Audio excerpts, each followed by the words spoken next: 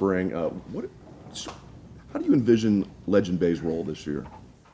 We'll have to see. Just day one out there, he's starting at running back. He played quarterback in high school, so he has a tremendous skill set, and he's dynamic when the ball's in his hands.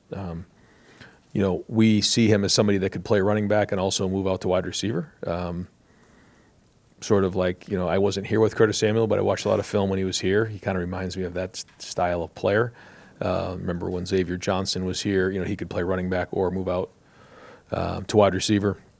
I think we're trying to get a feel for that now because really he played a lot of quarterback in high school, so we're trying to see what best fits him when he gets moving. So today was just a start. You can see him flash, but he's got a lot of football to learn. But it was good to get these guys out here, 51 new faces, so we got a lot of film to watch and get to work on. Right behind him, Doug Lambrese. Ryan, looking a little more big picture here because we haven't talked to you in a while. As you look back, your defense was so good last year. Led the nation in fewest points per game. Didn't create as many turnovers, didn't have as many tackles for loss or sacks or that kind of thing. As you would just evaluated the defense from last year, did you think yes, that's how we want to play defense? Or is there any part of, we'd like to create maybe a little more havoc defensively? We spent a lot of time on ball disruption and creating turnovers. I think we would all say we'd like to create more turnovers. It's something that, Matt and our whole defensive staff believes in. And so, there's always a give and take when it comes to how aggressive you want to get to sort of force the action. But there's also just the idea of, punching at the ball and creating PBUs, tip balls, sacking the quarterback, those types of things. So all that comes into play and all part of the discussion. I think with this group, because, we have lost, some pieces from the defense, we'll have to look to see, if our percentages change on how much we pressure or not pressure.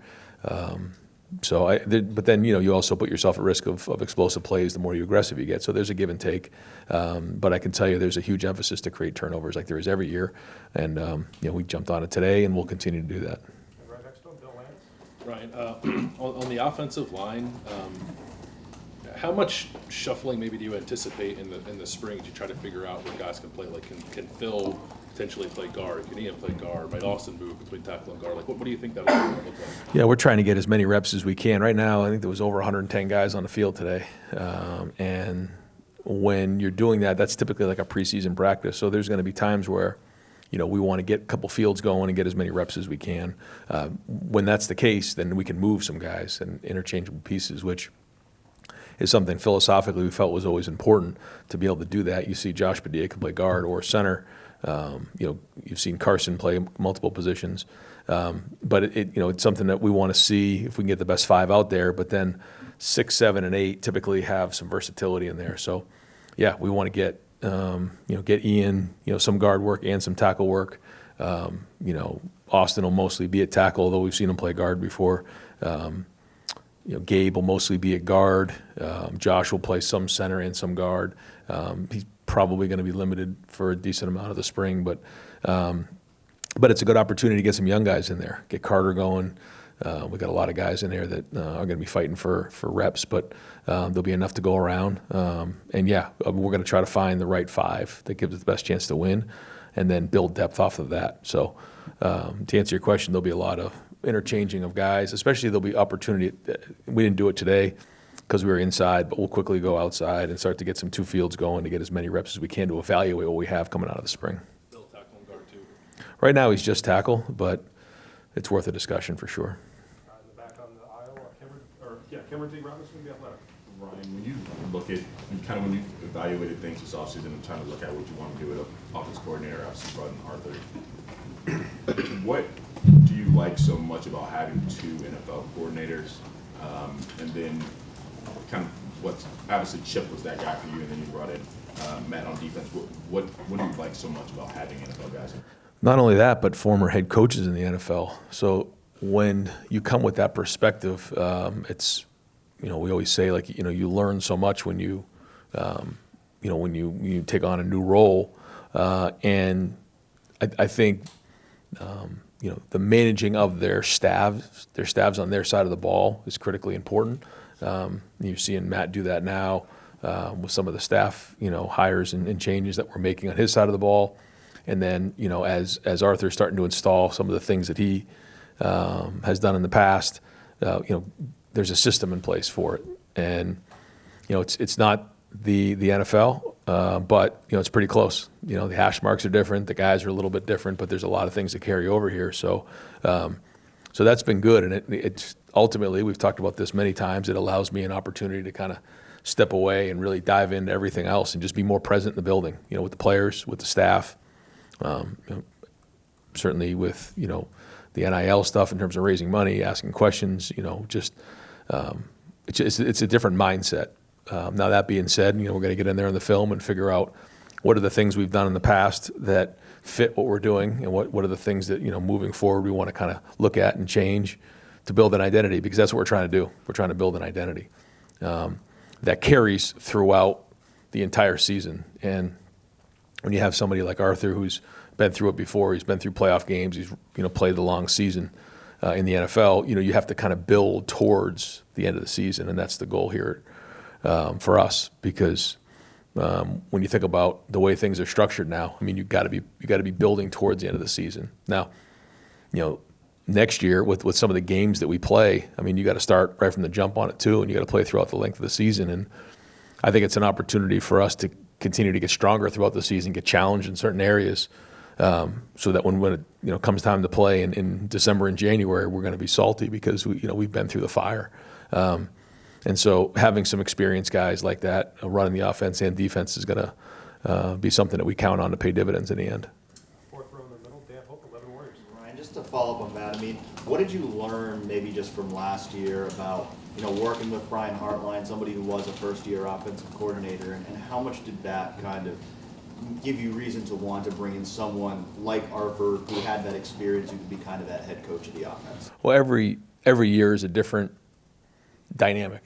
So whether it's the guys on the offense or the guys on the defense, and what you have, and everything comes into play. Recruiting comes into play, dynamics come into play, and so every year we try to do what we can to figure out what went on the year before or the year before that, and try to project what we need in that moment. And Arthur seemed like the right fit. The other part that was really different for us is when they changed the rule in terms of number of coaches.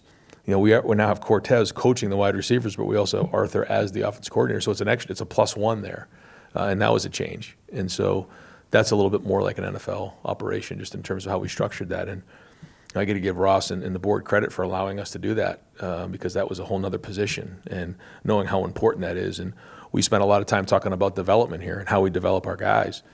So if I'm a recruit and I come in and I have Matt Patricia on offense and Arthur Smith Arthur on offense and Matt on defense, I know I'm going to get, coached like an NFL team, like an NFL organization. And if you come and watch practice like a lot of recruits did today, or you guys got a chance to see some of that's an NFL practice right there. So that, guys know that they're going to have an opportunity to develop and be ready to step into these roles. And that's a big part of recruiting nowadays, because it has changed. NIL is a big part of recruiting, but still these guys want to get developed. And for guys who want to look at the long-term goals and where they want to be in 5 to 10 to 20 years down the road, I think it gives us an edge because of our history, what we've done, and the type of people that's in the building. So all of that comes into play when making these hires. Third row, Spencer Holbrook. Yeah, Ryan, as you were talking to Matt throughout the offseason and the different options that he had in front of him, what were those conversations like, and how big of a relief was it when he said, yeah, I'm coming back? But then also, he's been here for a year now. How have you seen him maybe settle in? Obviously, he was pretty comfortable with it last year, but settling into the college game and another offseason with him. Well, when you get around Matt, you quickly learned how important family is to him and relationships are to him. You guys have seen that. And to see his personality come out, to see the side of Matt that we all know has been excellent, and with the staff, with the players. But Ohio State's a great place to be. The city of Columbus is tremendous. It's a great place to have a family. He has a young family, and his family, loves it here. The community has embraced them, which was important. And so everyone's at different points of their careers. But when you have a young family, like, that matters. You take all things into consideration. You think about, just the way things are set up on campus medically, and just the healthcare. When all the different things that come in with being at Ohio State, you get a chance to coach some of the best players in the country. You get to be around a program that right now has great people in it. And you start to add all these things up. I think he would tell you it's a great place to go to work every day. Does he have options? Yes. Did he have options? Yes. But I think he found a lot of joy in making an impact on these guys' lives at a different point in their lives than what he was used to in the NFL. And so we were able to work something out to keep him here, and we knew that was important. The guys really enjoy working with him and learning from him, and then the other part of it is his impact on the staff and some of the younger coaches that are in that room, so that we can continue to build that room and build the strength of the coaching staff on that side of the ball. Front row, Austin Ward. Ryan, you've still not had an opportunity to have a second year starting quarterback a ton throughout your career. Yeah. So obviously that's a benefit, but what is the mission for Julian, or what has it been going into the start of spring camp? Yeah, so really it was Justin and it was CJ, and now Julian's the only other one, that I've had, again, going back a long way. So, the one thing that, Arthur, the minute he spent some time with Julian, he just, he's really intelligent. He can process a lot of high levels of information. And I think we've shared that before. It's one of the things that jumps out about Jules to me. And so, there's certain areas that now he's got to take the next step. Like we say, level up. I was talking to actually Matt about this the other day. He was explaining how, growing up, we used to have Mario Brothers, and, there was like, you would go through all the different levels, and if you lost, you started back in level 1, and you had to figure out and solve what the problem was to get to the next level. Now, with the video games, you have to level up. You don't really go back to start. We just continue to level up. Well, it's kind of so I tried to hit that with these guys the other day. Like, we all have to level up with our football IQ. So whether it's someone like Aaron Rodgers who's been in the league for decades, or it's, Tavian St. Clair who's in year 2 of the program, or anybody within the program, they have to level up in terms of their football IQ. And the more information you have, the slower the game goes. And so that's a big thing for him, and finding the right things that we can do to help get us into the right play and all the things that come with that. Then the other part, as we know, is just in terms of understanding where the ball comes out, his strength, and as we all know, is that the ball comes out accurately in throwing the football, but making an impact with his legs when appropriate. We know that that's the X factor that has to show up this year, and he's aware of that and been working hard in the offseason. Front row, Rob Aller. Yeah, like you said, so many new faces. Not necessarily a concern, but where are you curious in terms of position groups? What do you have your eye on, or individuals within those groups? Yeah, I think it's a great question, because with 51 new guys, there's a lot of guys to look at and figure out what we have. But the thing that we really tried hard to do was, although it's 51 new guys, there's a lot of experience. So when you talk about Earl Little and James Smith and Quay Russo and these guys have, John Walker, they played football before. So experience-wise, we're actually okay. It's just new within Ohio State, and everything's a little bit different when you come to Ohio State. They'll all tell you that. But yeah, so quickly going through the positions, running back right now, we're missing Isaiah and Bo. So, Jacoby is somebody who's played a little bit of football, but not a ton. You have Turbo, Favor, and Legend. That's a young group right there. So they got to really step up. The first day was a little rough, so we got work to do there. Tight ends is an interesting position because we have Mason and Hunter coming in. Bennett will be out for the spring, and so Nate's really going to have to step up. Max LeBlanc has had a really good offseason. Looking to see how that group can continue to grow and build.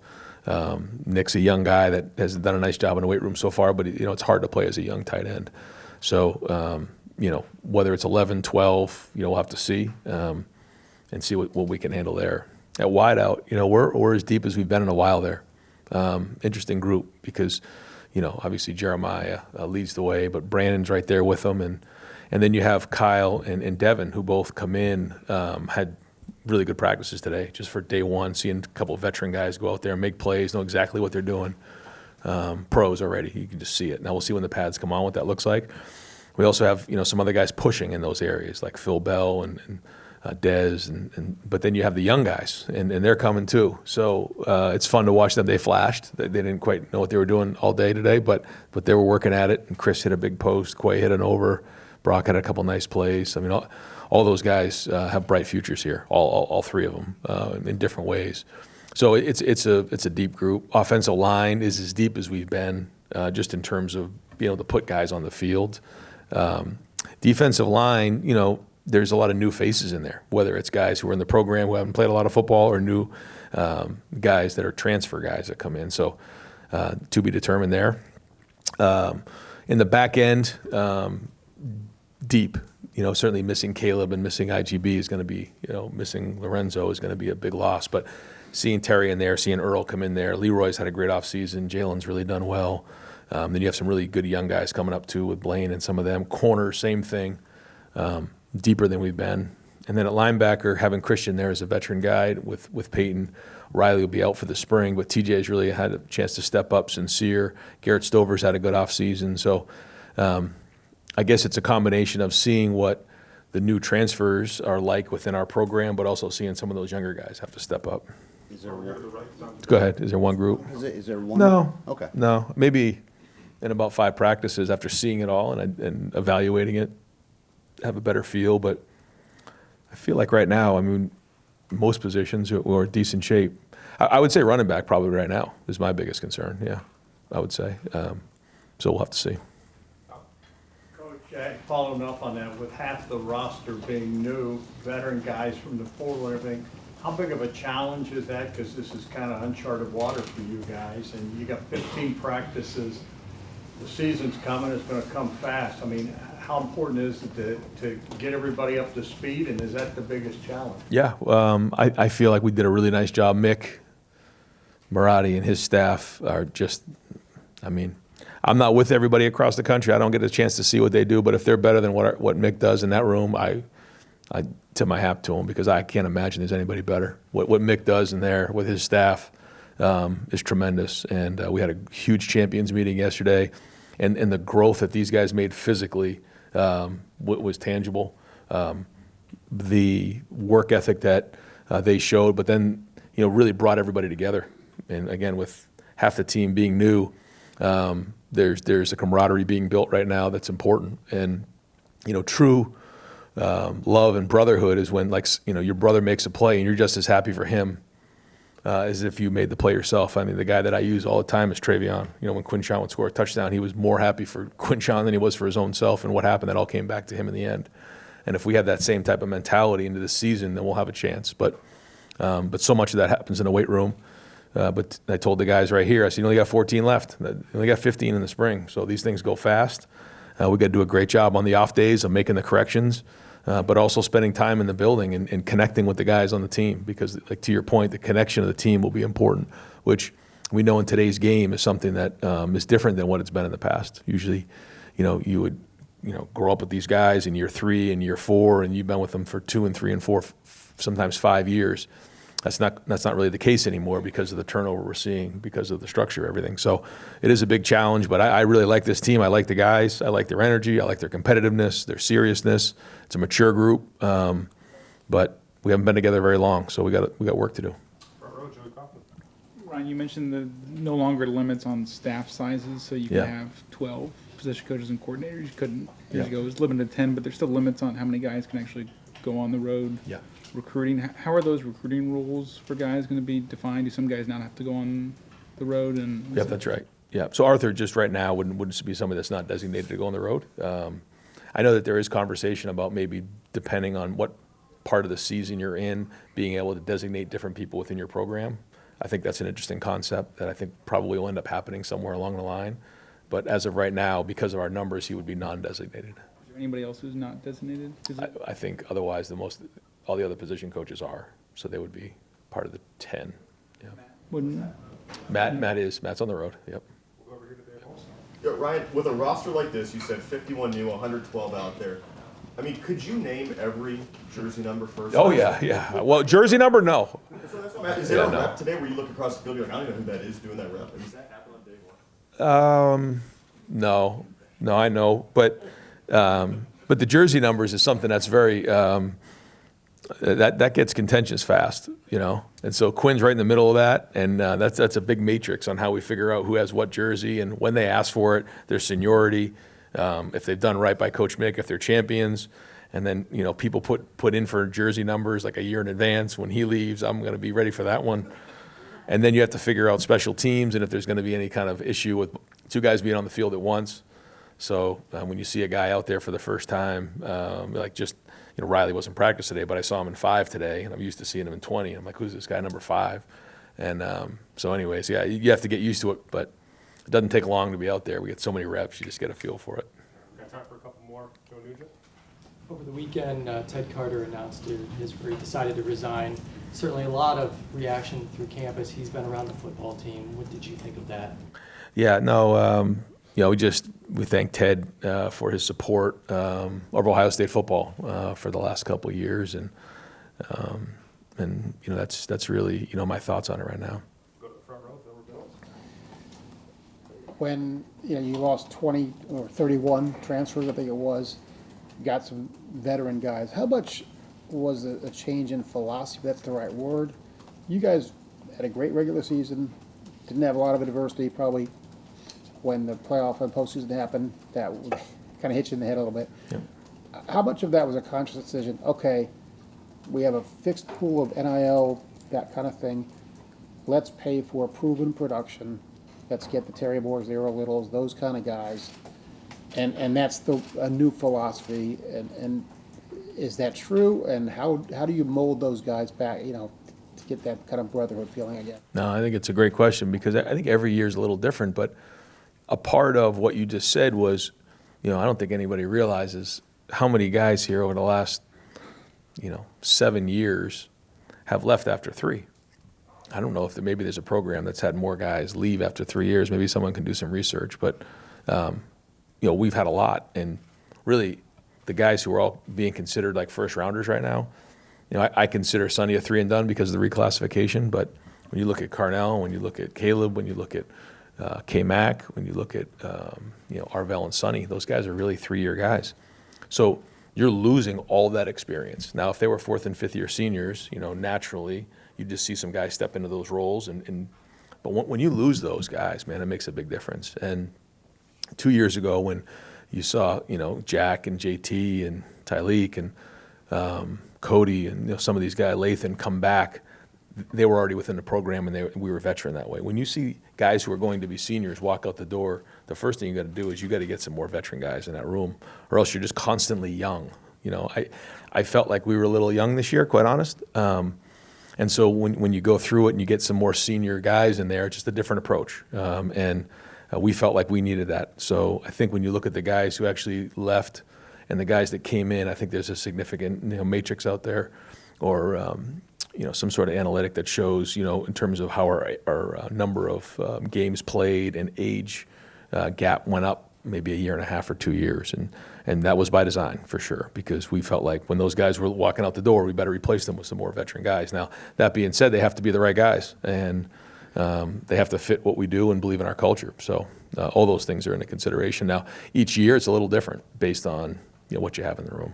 Got time for 2 more. We'll go over to the left. Jake Trotter. Yeah, Ryan, speaking of Caleb, we haven't had a safety go in the top 10 of the draft in a decade. Why do you think that's been the case, and then why might Caleb be different? And then also Arthur oversaw some really imposing rushing attacks in the NFL. Yeah, how do you foresee that impacting your offense? Yep. I don't know the answer to the first question. I don't know. It'd be interesting to see like how many of those guys, the numbers wise, because I don't know the answer to it in the last 10 years, like by position, how many guys actually go in the first round? How many safeties go in the first round? Yeah, so I don't know if that has anything to do with it, but our expectation is always to have the best in the country. I remember when James was in here, I said, the number one job of the linebacker coach here at Ohio State is to make it linebacker you, and look what he's doing. It's pretty cool. But that's what it's about. Like if you're coaching the quarterbacks, it should be quarterback you. If you're coaching the O-line, it should be O-line you. You're at Ohio State, so yeah, it should be safety you. So we'll keep working on that to get that fixed and maximize that position. But I think Matt's doing a great job, and you're seeing it's building momentum year after year after year, which is great to see. Go to your second question with Arthur, with the run game. Yeah, Arthur is very intelligent. He's been around it before. He knows how to run the football. He sees it that way, but he also really knows how to throw the football well. I mean, he's when you look at where he's had his meetings in all of his career, he's always with the quarterbacks. But he was an offensive lineman at heart, so he knows how it all comes together. And the way that he teaches the quarterbacks too in the run game is he's the run game coordinator and he's making the checks based on what's going on, and it has to equate numbers. But he really has a great feel for the passing game as well. And it was interesting just listening to him. He's got a great history. He's a great storyteller. And even just like in the last year, working with Aaron Rodgers and his background and all the things that he learned from him, so it's been great to be around him and throw different ideas off of him and him also learn the college game because it is a little bit different. And then I know the guys in that room are learning a lot from him. All right, last question to Tim May. Yeah, I was going to ask you, how do you get Julian to run more, whatever with that emphasis and stuff, but I guess if I have one question, what would you like to see come out of a possible imminent, some people think it's imminent, an executive order from the president to kind of straighten things out for one of another term? What would you like to see be in that executive order if you had been on that panel the other day with the other 100 guys? Yeah, I think when I think about this, it's you probably heard me say something like this before, is that to me it all starts with the structure, and until we build a structure where we can enforce some of the rules that are in place, we're constantly just putting Band-Aids over issues, and they get ripped off. And college football for a long time has been built, okay, a rule is there, what's the loophole around it? And I think we all know right now that, the rules are not being very well enforced across the country. And my concern, more than anything, is that we're raising a young group of college coaches that, see it that way. That's becoming their normal. And that's not the way that I came up in this game. I mean, we used to, our phone logs and everything had to be exactly right, and the school contacts, and if the NCAA came in, man, like you better have your stuff in order because there's going to be hell to pay. And I can't sit here and tell you that's the case anymore. And so, to me, that's the first thing that has to be addressed. And then once we get that addressed, we can deal with everything else. But until then, we're certainly going to try to, or we're going to have a situation where people are going to try to get around the rules. And when people talk about, the NFL and college, I think the biggest difference is, we all know, there's a lot of differences, but the biggest one is we recruit in college, they draft in the NFL. It's a big deal. And so having those things in place are critical in terms of keeping the integrity of the sport. So there's a lot of great ideas. There's a lot of things that came up that are really worth a debate. And I think it's interesting conversation. But to me, that's the number one thing that has to happen, and then we can go from there. Coach, thank you very much. All right, guys, thanks. Yep.